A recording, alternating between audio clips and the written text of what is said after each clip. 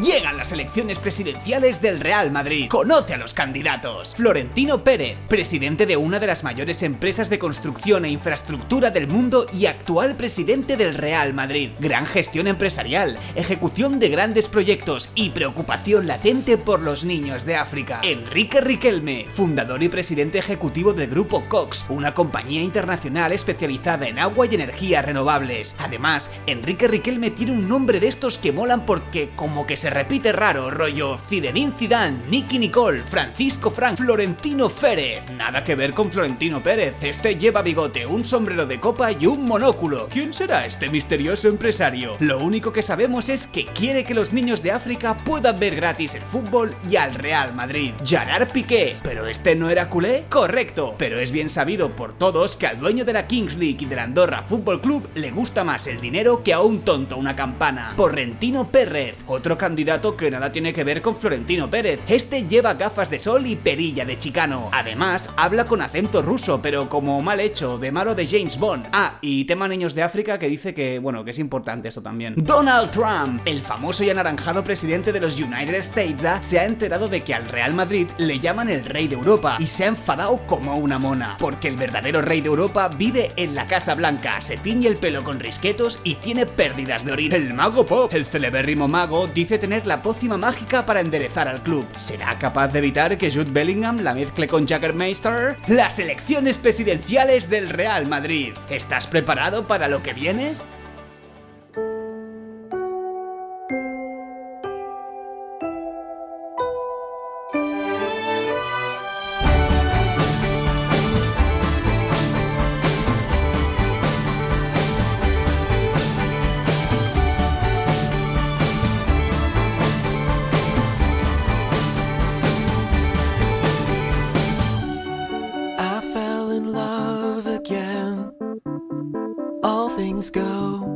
All things go, drove to Chicago. All things know, we sold our clothes to the state. I don't mind, I made a lot of mistakes in my mind, You came to take us. All things go, to recreate us. All things go, we had a mindset. All things know, you had to find it. All things go. Igual teníamos que grabar la pretertulia, esto que charlamos con el micrófono cerrado. ¿Seguro? Y ofrecerlo ¿Estás como un extra. seguro? No, bueno, la verdad es que... No lo estábamos haciendo. Hans Guttenkellner es corresponsal en España de la radio pública alemana de Deutschlandfunk. Hola Hans, ¿cómo estás? Muy bien. Buenos Mathieu días. Tallac informa para el diario Le Figaro y para Radio France. Hola Mathieu. Hola, buenos días a todos. Ana Fuentes fue corresponsal en Pekín, en París o en Nueva York. Ahora presenta Hoy en el País, que es el podcast diario del periódico. ¿Qué tal, Ana? ¿Cómo vas? Buenos días. Y desde Roma, Íñigo Domínguez, corresponsal en Italia y en el Vaticano del País. ¿Qué tal, Íñigo? ¿Cómo vas? Muy bien, buenos días. Que vienes con el Papa, ¿cuándo? Por cierto, ¿es el sábado que viene? No, un poquito más adelante, ¿no? 6 de junio. 6 de junio. Que ya sé que te pilla además en mitad de la tertulia, ¿eh? De alguna manera te haremos... ¿Ah, sí? ¿Ya lo has mirado? Lo he mirado, es un sábado por la mañana, ¿no? Bueno, vale. Así que ya lo sabes. Luego. Busca un teléfono. De Yo la ya le he pedido crónica, o sea que aprovecho. Ahí estamos. Es que no dejáis respirar, de verdad. Que no, recién levantado ya tiene encargos, de verdad. Ya me está haciendo encargos en directo. Que, o sea, no sé por dónde empezar, ¿eh? Si por Trump, por Florentino, por el chándal de Marco Rubio, por... ¿Lo has visto, Ana, por cierto, el chándal de Marco Rubio? Sí, pero además este punto de, venga, se cierra un círculo, ¿no? O sea, yo reconozco que muchas veces me pongo a ver, ¿no? Las redes de la Casa Blanca y tal, como... no me gusta esto de placer culpable, directamente me parece estudio sociológico y estar informado, Pero no puedes dejar de mirar, es como un accidente. No puedo dejarlo, sí. Marco Rubio, déjame contar, se Sí, echan las sí. fotografías en el avión presidencial llevando el mismo chándal con el que fue detenido Nicolás Maduro. Sí. Que es, Pero yo no lo entiendo. Un Es que ejercicio por de más mal que lo gusto. pienso. No, pero ¿cuál es la idea? Es que No yo lo ya sé. me pierdo muchísimo. No pienso, bueno, hay algo de contexto que no me he enterado. pero por lo que he leído tampoco hay una explicación. Él mismo dice que no hay contexto, pero hay un atrevimiento, ¿no? Bueno, es que yo creo que lo que hace es, sin mojarse en un mensaje concreto, te invita a reírte básicamente del líder venezolano y decir que ahora pues Estados Unidos tiene el control. El chándal es mío. Exacto. ¿No? Yo creo que hay mucho subtexto ahí Ya, pero ponerte el chándal de una persona que está en la cárcel, un chándal, no sé.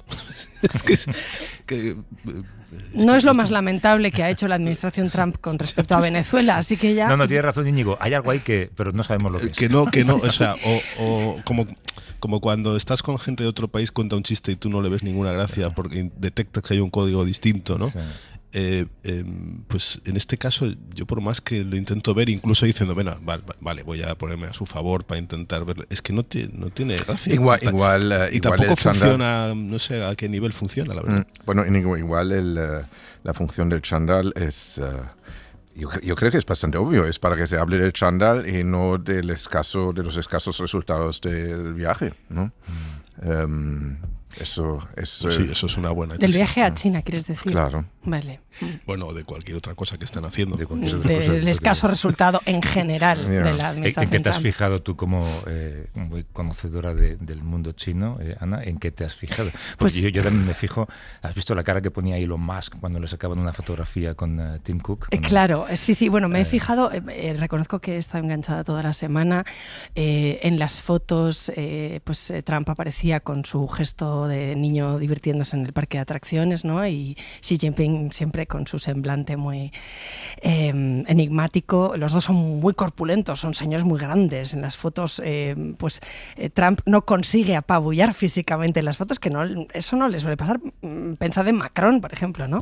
Cuando se estrechaban la mano. Pero vamos, esto de Trump diciendo, bueno, tú y yo queremos lo mismo, y Xi Jinping miraba con esa cara de, no, me vas a perdonar, pero no.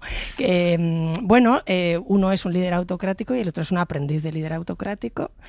Y básicamente Trump vuelve a casa con 4 o 5 acuerditos que estaba claro que la diplomacia había engrasado meses antes y que estaban ahí, comerciales, pero los grandes meollos, pues ahí lo que ha hecho Xi Jinping es decir, bueno, mi relato es, yo soy el líder estable en el mundo ahora mismo.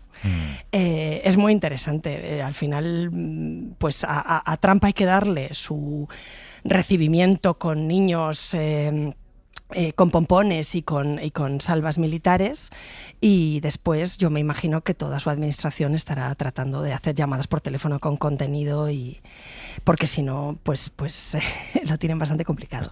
Pero además nos ha llamado la atención, yo creo que eso es muy evidente sin saber nada de geopolítica ni nada, que es el cambio de registro que percibes en el personaje, ¿no? Que está en la Casa Blanca sentado en su trono y llega cualquiera y lo insulta, lo ridiculiza, se porta con él como un chulo de patio, y va allí todo educado, haciéndole la pelota. Sí. Eso es que lo ves y se describe el personaje, ¿no? Más allá de lo que tengan que negociar y de Taiwán y yo qué sé, dices, bueno, pero este tipo no se da cuenta de que todos le estamos viendo lo que está haciendo. Iban paseando por Zhongnanhai, que es como la Moncloa, ¿no? China, ¿no? La Casa Blanca. Y lo que preguntaba Trump es, ¿pero a cuántos has invitado aquí? O sea, es que es lo que le importaba. Y ¿de cuánto es tu salón de baile, no? Exacto, decía, sí, bueno, Putin ha venido, y el otro, bueno, vale, venga, Putin, bien. Quiero decir que al final no había... A ver, este tipo de cosas, las conversaciones profundas se tienen fuera de cámara, pero es que no ha habido ningún titular, si es que esa es la prueba. Si no ha dado ningún titular es que no tenía nada que sacar. No le dijo que también había venido Obama, que le habría dolido. Exacto, claro, si es que por eso no hay que darle al niño en medio de la rabieta, no le razonas, claro. Pero tienes razón que ocurren tantas cosas en esa administración que yo no sabría en qué fijarme si ahora fuera corresponsal. He leído una pieza maravillosa en The Atlantic que habla sobre Kash Patel, que es el director del FBI. El director del FBI, ¿no? Bueno, pues parece que se coge tales borracheras que tienen que ir los SWAT, o sea, los hombres de Harrelson. Vaya referencia viejuna que acabo de hacer. Por la mañana... Creo que solo yo la entiendo. A despertarle porque no se despierta. Y se hace un viaje a Australia y para en Hawái para ir a bucear en Pearl Harbor. que es donde está hundido uno de los barcos y hay 900 cadáveres, que es como jugar al fútbol sobre el cementerio de Arlington, básicamente. O sea, son unas barbaridades que ¿esto por dónde lo cogemos? Pues están manejando mucho poder, Javier. Si es que el tema es ese, que para corresponsal es muy jugoso porque cuentas y haces perfiles que están llenos de detalles estrambóticos, pero que al final te das cuenta de que pues Donald Trump tiene el poder de apoyar ataques, genocidios. Quiero decir que al final estamos hablando de vidas humanas, de maneras de estructurar el mundo, y da bastante miedo, sí. Que por cierto, he visto o he descubierto un nexo de unión entre Donald Trump y Florentino Pérez. ¿Cuál? Están rodeados de pelotas.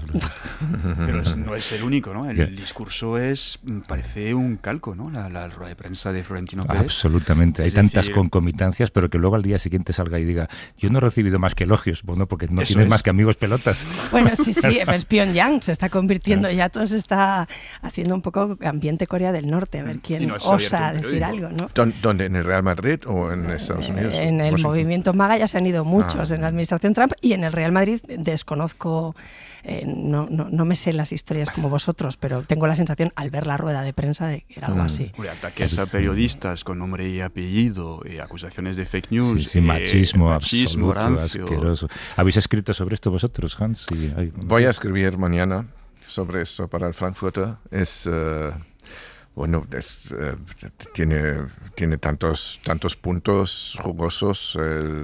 A mí me parece lo más llamativo es siempre el club más grande del mundo, ¿no? Y quién define eso, qué criterios usas para describir la grandeza de un club o para hacer estas clasificaciones, quién es el club más grande, ¿no? Yo creo que la grandeza también se define cómo gestionas no solamente los éxitos, sino también cómo gestionas los fracasos. Y quizás siempre del Real Madrid se dijo, por ejemplo, el Madrid no se mete con los árbitros y Florentino no hace más que meterse con los árbitros. Y luego dice el club más grande, que bueno, que es verdad que hay una cosa de la UEFA sobre el siglo XX, sí. Pero luego dice, y aunque me da vergüenza decirlo, lo ha dicho no sé si 2 o 3 veces. O sea, si te da mucha vergüenza, a lo mejor no lo dices 2 o 3 veces. Aunque me dé mucha vergüenza decirlo, también me han dado el título de mejor presidente de los clubes de Pues eso, es que cómo gestionas el fracaso, y la gestión actual es un fracaso y está claramente muy mal gestionada. Esa rueda de prensa debería de estudiar en las facultades de y luego lo que me llama también mucho la atención es que se habla de Florentino. Yo no sé, Íñigo, que en Italia los padrinos, es que yo no sé cómo se... ¿Sabes que el Florentino, es decir, es el presidente del Real Madrid? No hay ningún presidente de fútbol en Alemania que se llame por su nombre, ¿no? Y hacerlo me suena a... no sé cómo decirlo... Bueno, eso con pasa con otras figuras que tienen un nombre reconocible, claro, y solo dices el nombre, ¿no? Pues eso, Rafael, Jesulín.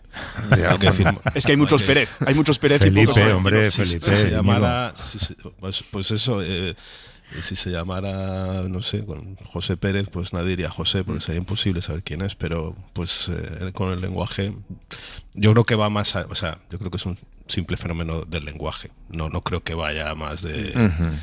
Porque, por ejemplo, el señor de Zara, nadie le llama por su nombre, pero porque lleva equívocos, ¿no? Puede ser otro.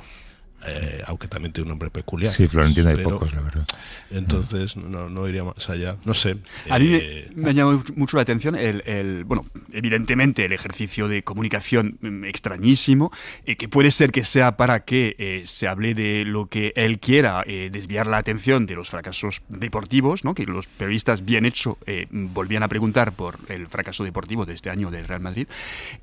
Por otra parte, me llamó bastante la atención que después de echar inmundicias sobre los periodistas durante una hora, tenía él un argumento, que es decir, convoco elecciones y quien se quiera presentar, que se presente, que nadie entre los periodistas, aparte de defender el periodismo y tal, con grandes principios, que está bien, hiciera un ejercicio de periodismo que decirle, perdona, a lo mejor no se presenta nadie o lo tiene muy difícil presentarse nadie porque hay un requisito que tú introdujiste en el reglamento del Real Madrid, que es que para presentarse hay que tener un aval en tu capital personal, que son entre 100 y 200 millones de euros. ¿Quién tiene eso? O sea, bueno, pero Mateo, eso significaría que la gente no tuviera miedo a Florentino Pérez. Yo pienso que en el periodismo, yo he hablado con periodistas sobre temas relacionados con él, pero pero tenían miedo de nombrar el nombre. Y incluso es que en un caso me llegó, no voy a decir quién, por supuesto, ni nada de eso, ni el contexto, pero puso el nombre, pero digo, ¿pero quién? ¿A qué te refieres? ¿No? Alguien y no hizo quiso algo. decirlo y lo escribió en un papel. Para no pronunciarlo en público. Para no pronunciarlo. Tú. A ver, lo que está clarísimo, y no se puede colocar la responsabilidad en los periodistas, en los compañeros, cuando una persona sale a habla de esa forma errática, no da explicaciones de lo que tiene que contar. Se refiere a los periodistas, a los medios.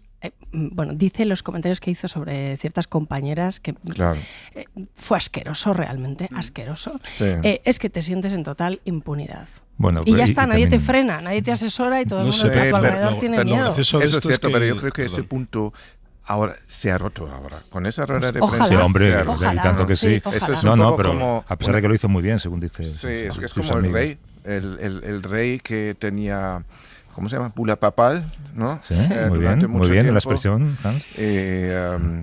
Es que me he levantado muy mal, Javier.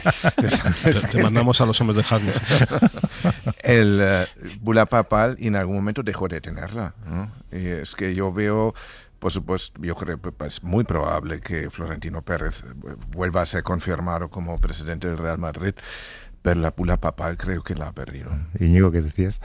No, que digo que lo gracioso de esto es que, bueno, a la mayoría de los mortales el Real Madrid nos importa un pepino. Entonces, no estamos hablando del Real Madrid, de si la crisis, si no sé qué, sino de un personaje al que todos le atribuimos mucho poder, pero que lo gracioso es que llevaba 11 años sin dar una rueda de prensa, me parece, ¿no?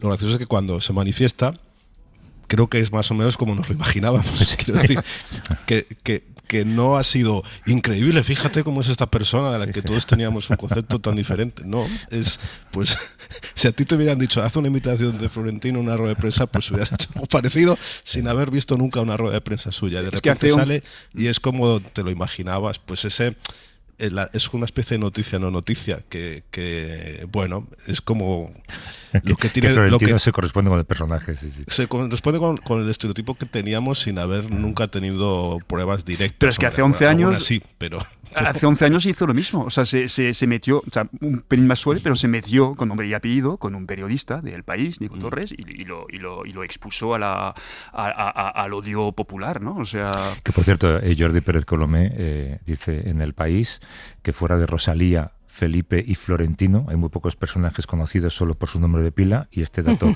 que doy ahora es importante. Hay 7.000 florentinos vivos en España, menores de 6 años, solamente hay 5. Desde aquí enviamos un saludo a esos 5 niños que de mayores seguirán llamándose Florentino. ¿Qué ha pasado en Francia, Mathieu, con este estrellón de la música que fue tan grande en los 80? Pues sí, o sea, Patrick Bruel era entre, yo creo que preadolescentes y adolescentes, chicas, era un fenómeno, un ídolo. Pues eso no lo sabía, mira, sí. Sí. Pero, o sea, yo recuerdo, bueno, como no me he escuchado por decir, o sea, mi hermana, que me lleva 3 años, que es del 79, pues ella tenía un póster en su habitación y le encantaba, y tenía los casetes Espera, que escuchemos a ver si los recordamos. Esa es la más, sí. Esta es Casser la voz. Romper la voz, sí. Mis compañeras de piso lo ponían todo el rato, era un horror, sí. Pero Claro, porque Francia. era amor-odio, o sea, era sobre todo pues un adulto que cantaba sobre todo adolescentes, aunque han ido su público envejeciendo con él y iba a sus giras ya con 40 años y más, y a la vez fuera de sus fans era un poco objeto de burla, ¿no? Pues bueno, pues este señor que vendió millones de discos está en el centro de 30 acusaciones de agresiones sexuales y de violación.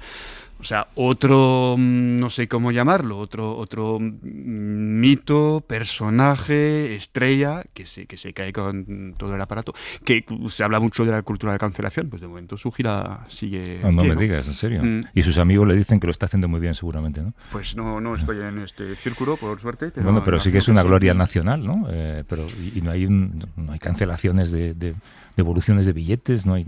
De momento, no, sigue en pie su tal, pero es que a mí me da bastante vergüenza que con las grandes estrellas francesas, o sea, con Depardieu, Macron salió a defenderle, a decirle es un monumento de la cultura, bueno, como hace aquí Isabel Ayuso con otra estrella española, ¿no? Con Julio Iglesias. O sea, hay un nivel de... no sé, yo no me alcanza, o sea, no sé si es gente que no vive en su siglo.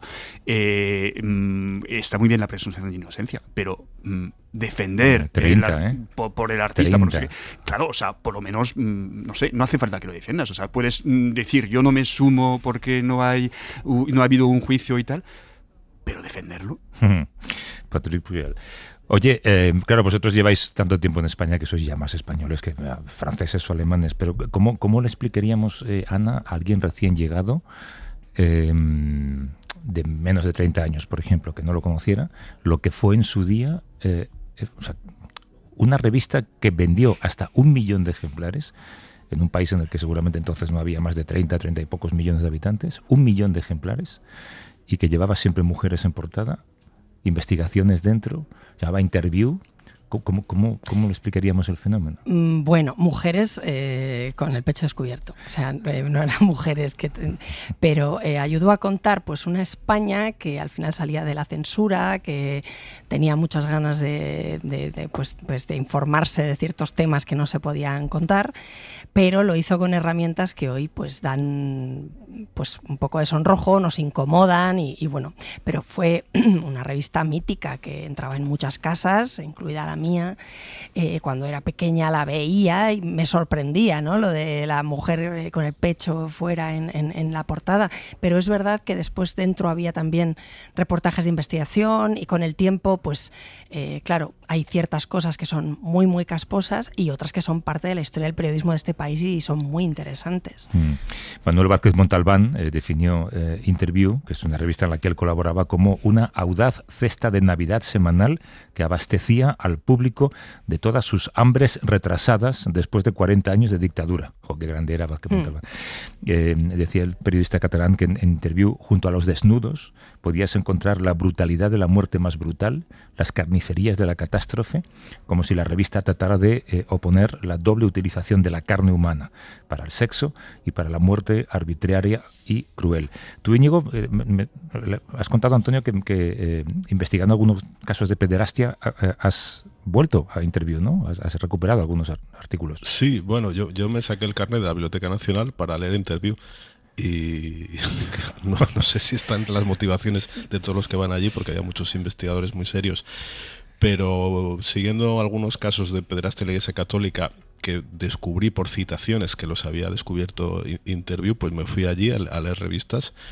Y debo decir que fui a buscar unos números concretos, no sabía que era, no sé si era año 81, 82, y claro, sin saber el número, pues tenía que leerme varios buscando a ver dónde aparecía, ¿no? Aparte que iba a buscar uno y encontré en dos casos. El caso es que aluciné con la revista, porque claro, yo, de pequeño la veía, luego ya más de mayor tampoco la frecuenté, y descubrí un mundo fascinante porque, bueno, de hecho, una vez que encontré lo que estaba buscando, seguí volviendo a leer la revista y me pasé allí horas, sobre todo porque ya al final cogí apuntes y porque había muchísimas investigaciones, por ejemplo, que a mí me interesaban, por ejemplo, de terroristas fascistas italianos en España durante la transición, que es un tema que a mí me interesa. Nazis en Latinoamérica, publicaban muchos reportajes. Y luego, bueno, de todo el mundo de la ultraderecha, luego había entrevistas increíbles. O sea, entrevistó al Ayatollah Khomeini. Que lo dices, te lo juro, ¿no? Y se sacaron en portada. O en la contraportada, quizá. Pero era una revista salvaje, realmente. Y no te imaginas lo que es hasta que no te pones a leerla ya con los ojos de hoy, alucinas por todo, o sea, para bien y para mal. Y creo que refleja muy bien esos años. Por eso el libro del que vamos a hablar, yo creo que es un libro increíble, que cuenta muy bien, más allá de la revista, cuenta un país y una época que te traslada perfectamente a lo que eran esos años. El libro se llama Los desnudos y los muertos, una crónica sentimental de Interview. Su autor es el periodista Jerónimo Andreu, que está en Barcelona, Radio Barcelona. ¿Qué tal, Jerónimo? ¿Cómo estás? Hola, muy buenas, ¿qué tal? También ex compañero del País, y hay que decir que durante unos años corresponsal, ¿no? Sí, yo fui un corresponsal un poco particular porque fui corresponsal de un medio extranjero en España. O sea, era corresponsal de mi propio país para el Universal de México. Sí. Bueno, corresponsal invertido, habría que decir, ¿no? ¿Inverso? No sé. Sí, inverso, ¿no? Oye, hace un par de semanas celebrábamos el 50 aniversario del País. En mayo de este año también se cumplen 5 décadas de ese primer número de Interview. ¿Por qué crees que Interview también es útil para explicar la historia de España? Bueno, porque yo creo que presentó una cara B de la transición respecto a lo que hicieron medios como El País, ¿no? Los límites se los habían fijado en puntos distintos y allí donde no llegaban muchos medios, pues Interview se atrevía a hurgar, y yo creo que nos da muchas pistas sobre cómo vivimos unos años bastante salvajes. Tú también eres autor de novela negra. Explícanos esta parte de novela negra que tiene Interview, esa querencia hacia la carne catastrófica, digamos. Bueno, pues Interview, cuando se plantea, es un producto muy comercial, es un producto, una revista de las que se llama de fórmula, ¿no? Un poco de imitación a las que se hacían en el mundo anglosajón, basada en las 3 S, que era sexo, escándalos y sangre. Ellos sabían que querían vender, sabían que el desnudo era un arma comercial muy potente, pero hay otra gente a la que no le interesaba tanto el desnudo, particularmente el público femenino, al que sí que querían llegar y que pues era adicto a la sangre, ¿no? A las publicaciones sensacionalistas, como El Caso, Los Sucesos, y entonces apostaron muy fuerte por ese tipo de periodismo, que luego sabemos que es muy útil también para forjarse como reporteros, una gran escuela de periodistas, y dentro de la publicación pues consiguieron historias muy fuertes, ¿no? También había una parte de reporteros muy concienciados políticamente, como Pedro Costa, ¿no? que luego fue cineasta, y que enfocaban el suceso como pues, la cara B de la sociedad española, una forma de contar muchas cosas sobre nuestras pasiones, sobre nuestras limitaciones, sobre nuestro salvajismo. Pero es verdad lo que decía Íñigo, si echamos la vista atrás en el ámbito del periodismo de investigación, por ejemplo, muchas cosas de las que ahora hablamos tanto no se iniciaron en la prensa convencional, se iniciaron en Interview, seguramente investigaciones sobre memoria democrática, por ejemplo, o pederastia en la Iglesia. Sí, por ejemplo, las investigaciones sobre la memoria democrática es un género que nació plenamente en Interview. El primero fue un reportero, José Luis Morales, que él mismo había formado parte del FRAP, se había exiliado en Francia, y cuando regresó él tenía un poco la mentalidad pues, de las personas que han sido castigadas por la dictadura, y tenía realmente muchas ganas de hacer justicia. Y en ese momento que estábamos en una conversación entre todos los sectores de la sociedad para llegar a una reconciliación, digamos que parecía como de mal gusto, ¿no? Y también había mucho miedo, pues señalar al franquismo por los crímenes que había cometido. Y entonces, por ejemplo, este tipo de periodistas investigaron mucho estas cosas, pues por ejemplo con matanzas en Canarias, que es de donde él venía, ¿no? Él estuvo haciendo una serie de investigaciones en una fosa donde sacó muchos cadáveres. Entonces, Interview quería llegar con el periodismo más lejos, que lo estaba haciendo otros periódicos más asentados o con otra vocación de consenso mayor, y apostó por géneros que entonces no se trabajaban, pues memoria histórica y pues sucesos, mucho ajuste de cuentas con altos cargos del franquismo que no habían sido acusados en ese momento, la ultraderecha. Mucho en Estrillas, ¿no? Mucho en Estrillas, exactamente. Mucho fascista. Claro, cuando nació Interview, y esto lo cuentas muy bien en el libro, España estaba estaba despegando en términos democráticos, ¿no? Y me imagino que mujeres desnudas en portada pues también podía interpretarse como un gesto de liberación. Pero por lo que tú has hablado con gente que trabajó allí, ¿tú crees que en algún momento se enfrentaron a una encrucijada y se plantearon, oye, ya está bien, de mujeres desnudas en portada, vamos a dedicarnos al periodismo? Leer sobre todo los primeros ejemplares de Interview es muy interesante porque te da una visión muy clara de esos debates que tenían dentro de la revista, que te los trasladan incluso los editoriales. Los editoriales te dicen, la verdad es que en el último número nos pasamos, enseñamos demasiadas mujeres desnudas, en este vamos a enseñar menos. O sea, era un producto comercial, sabían que el desnudo era una forma de asegurarse las ventas, pero ellos no tenían claro las dosis, no tenían claro cómo había que hacerlo, porque un poco la sociedad española estaba buscando los límites en esa época, ¿no? Y dentro de la revista convivían muchas sensibilidades distintas, había muchos periodistas, ya te digo, pues que eran revolucionarios prácticamente, había gente más feminista, había gente que pasaba completamente la reivindicación de la mujer y había mucha bronca con el tema de las chicas de portada, efectivamente. Mucha bronca interna. ¿Había reporteras y periodistas o era fundamentalmente una redacción masculina? Era una redacción tremendamente masculina, rebosaba testosterona en Interview. Luego eso con los años fue cambiando, pero sí, siempre fue una redacción muy masculina. Muy buenas, interesantísimo el libro, enhorabuena. Mucha gente, lo cuentas en el libro, que se acercaba a vosotros para filtraros información, ¿no? Porque se vendía muchísimo Interview, era un buen lugar para colocar información, para también presionar, jugar con ella. Pero ¿qué diferencia había entre una filtración que publicara pues, un diario, entre comillas, más serio, ¿no? y una filtración que publicaba Interview? Bueno, yo no he estado en Interview, que lo dices como si yo hubiera trabajado allí. Yo tengo una visión externa como vosotros, porque Interview era curioso porque al final era un poco también un sumidero donde iba a parar todo, ¿no? Entonces era complicado para los periodistas, para los redactores muchas veces diferenciar el grano de la paja, ¿no? Te llegaban todas las salvajadas porque sabían que en Interview tenían alguna posibilidad de que se publicara. Entonces había filtraciones que tenían que ser revisadas el doble de veces porque eran muy peligrosas, eran temas difícilmente publicables, pero que podían tener algo importante. Luego había mucha gente que recurría a Interview como última opción porque sabían que ese tipo de temas, ese tipo de denuncias no verían la luz en otro sitio. Y luego, bueno, pues también había pues muchas filtraciones interesadas, que eso es algo que pasa en la prensa general, entonces en ese sentido no era tan distinto. ¿Iñigo? Hola, Jerónimo, ¿qué tal? Encantado ¿Qué tal, de saludarte otra vez. Hace tiempo que no hablábamos. Sí. Te felicito por el libro porque es súper interesante. Históricamente, a través de una revista cuentas un país, ¿no? Y te quería preguntar, tú habrás alucinado como yo con sumergiéndote en las páginas de la revista, ¿no? ¿Cuáles son las historias que más te han sorprendido de descubrir ahí, de los temas más increíbles que has visto y tanto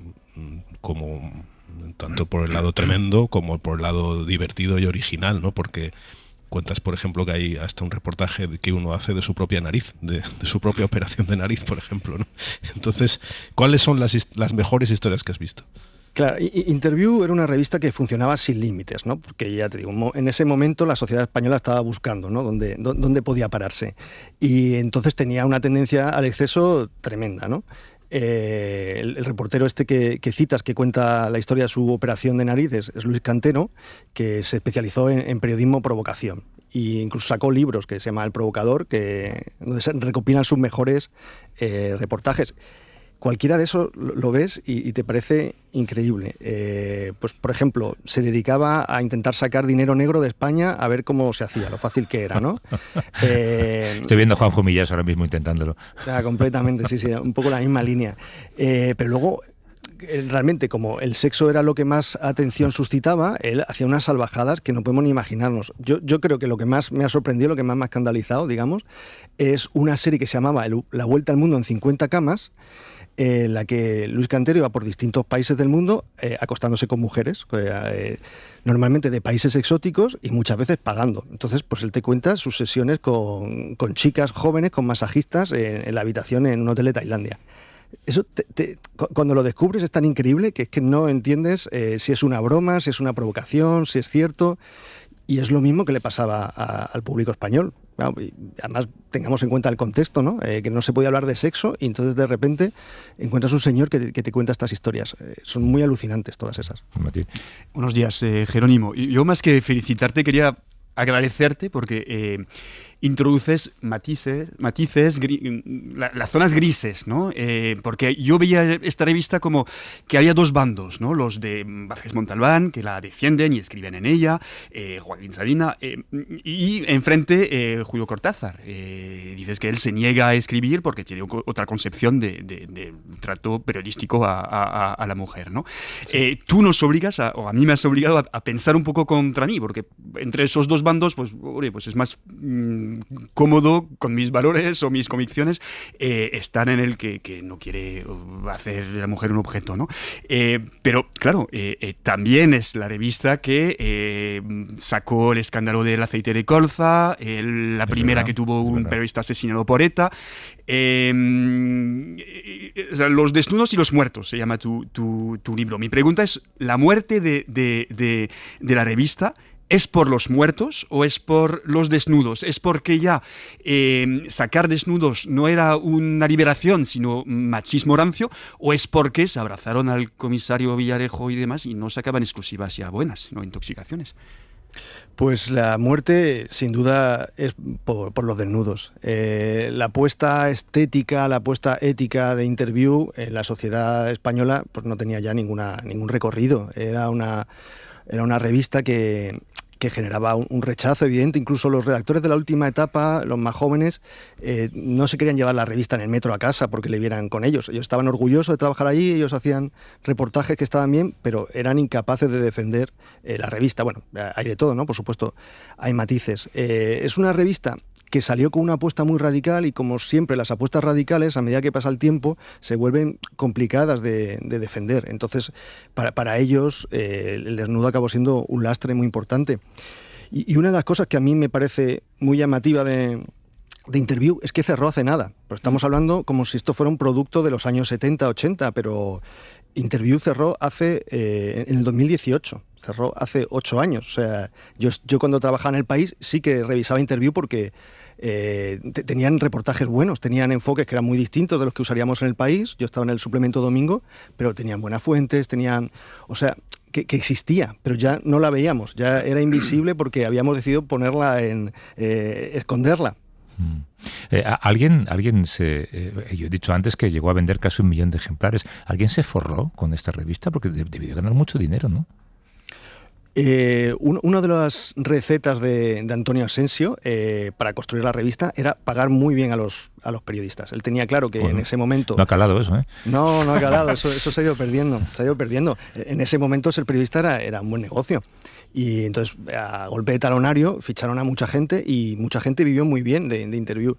Era un lugar además que tenía unos buenos derechos para el trabajador, tenía un buen convenio, o sea, la gente que pasó por allí ganó bien. Luego, evidentemente, el que más ganó fue Antonio Asensio, pero fue dándole la espalda al producto porque también el producto era complicado y fue metiéndose en otro tipo de negocios mediáticos, ¿no? Como la televisión, pero claro, es la base del emporio mediático de Z, que duró lo que duró. Pero... ¿Y la publicidad empezó entrando y acabó saliendo? ¿Cómo se comportó? Pues mira, una de las cosas que era básico en el modelo de Interview es que ellos vivían de las ventas. Por eso tenían que ser muy salvajes y muy brutos, porque de publicidad les entraba poco dinero, porque era un producto en el que no se quería anunciar mucha gente, ¿no?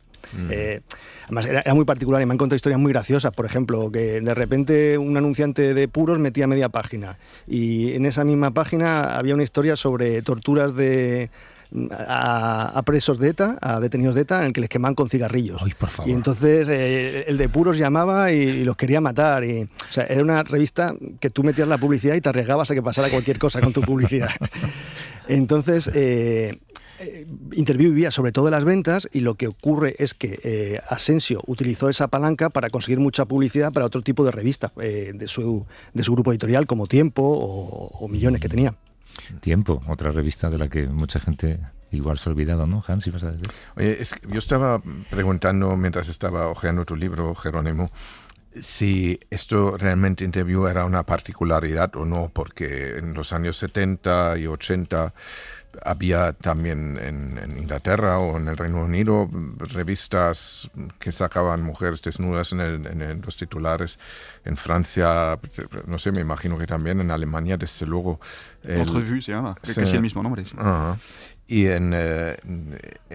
tú miraste un poco, porque la revista alemana Der Stern me pareció muy parecida en una época.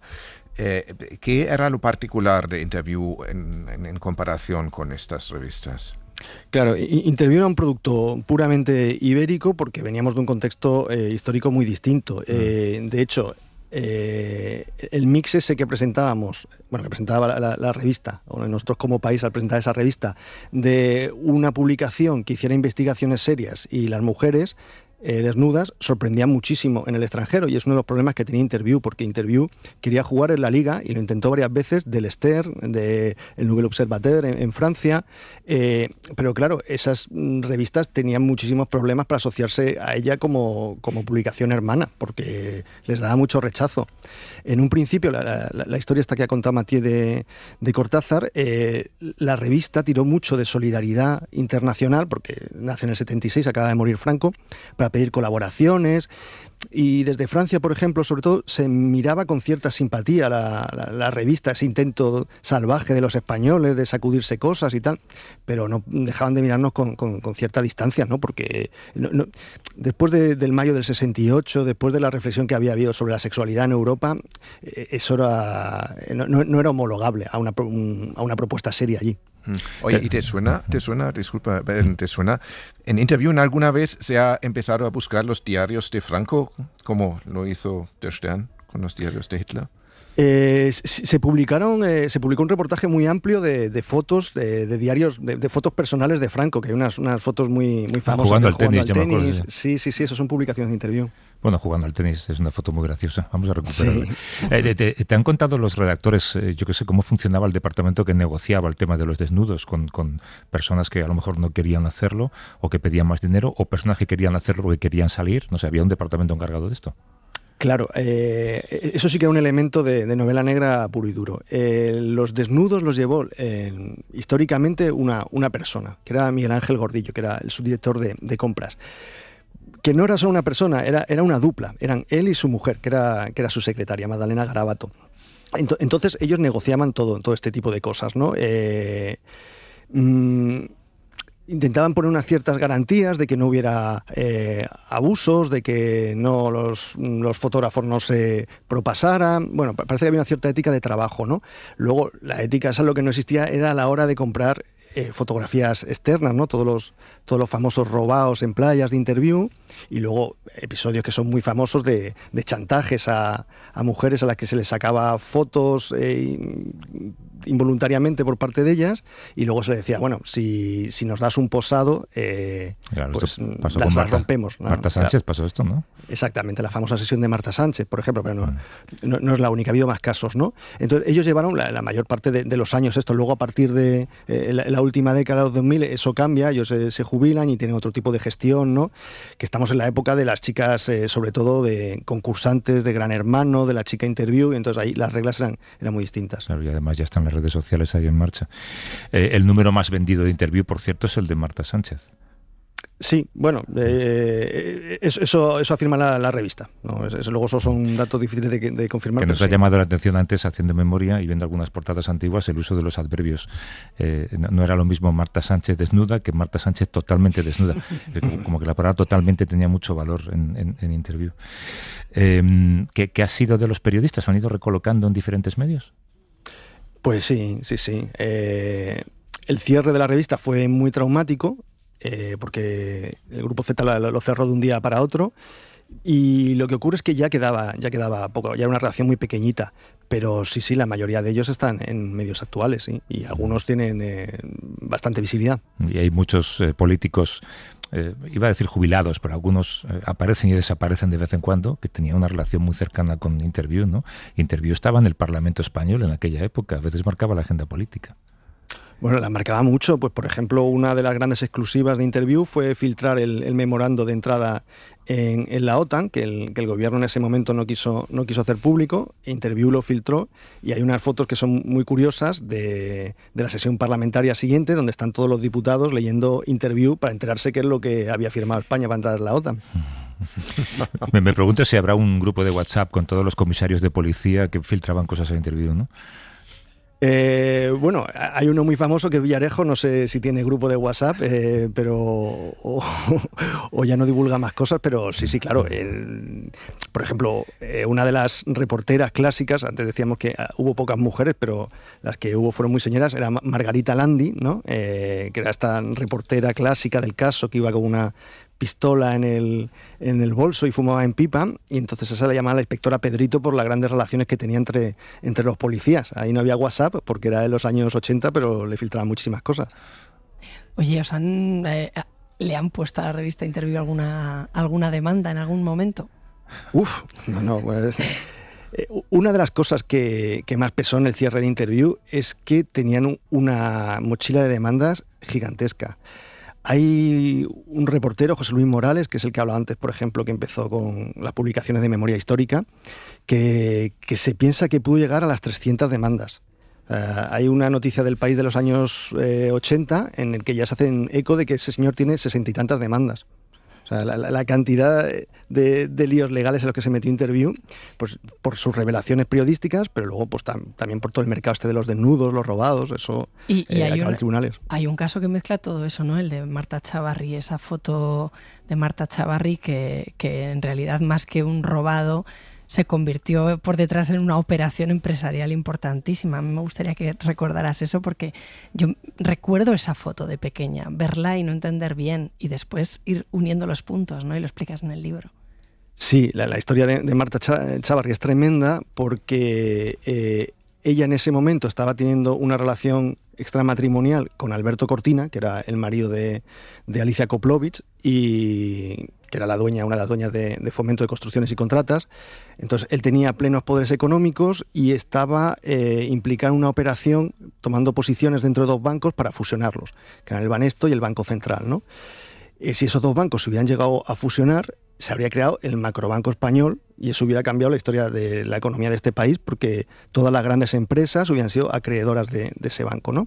Entonces ahí hubo una serie de luchas empresariales, luchas bancarias para evitarlo, y una de las cosas que se hizo fue airear la relación extraconyugal de este señor para que Alicia Koplovich le cortara el grifo del dinero, ¿no? Entonces se publicaron unas fotos de ellos dos en Viena en un viaje y lo que fue la puntilla, los convirtió en el motivo de escarnio de todo el país, fue la publicación de Marta Chavarri, que había salido un día a tomar una copa con su marido, no era con Alberto Cortina, y no llevaba bragas. Y entonces un periodista le hizo una foto sin que ella se diera cuenta y se la vendió a la revista. Y el director de la revista, en ese momento, cuando lo publicó, es lo que él siempre ha declarado, y yo la verdad es que lo creo, él no sabía que estaba contribuyendo a esa guerra empresarial. Simplemente ella era un personaje público, era la primera It Girl española, y bueno, pues como le parecía un contenido propio de Interview.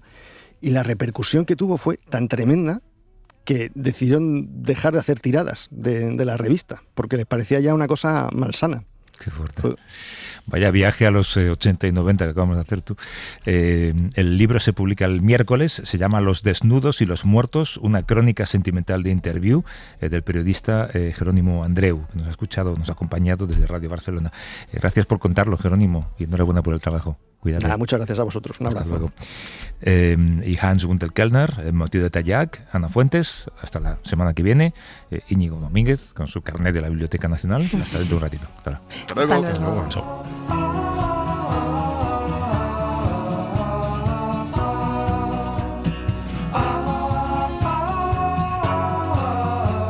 Para no perderte ningún episodio, síguenos en la aplicación o la web de la SER, Podium Podcast o tu plataforma de audio favorita.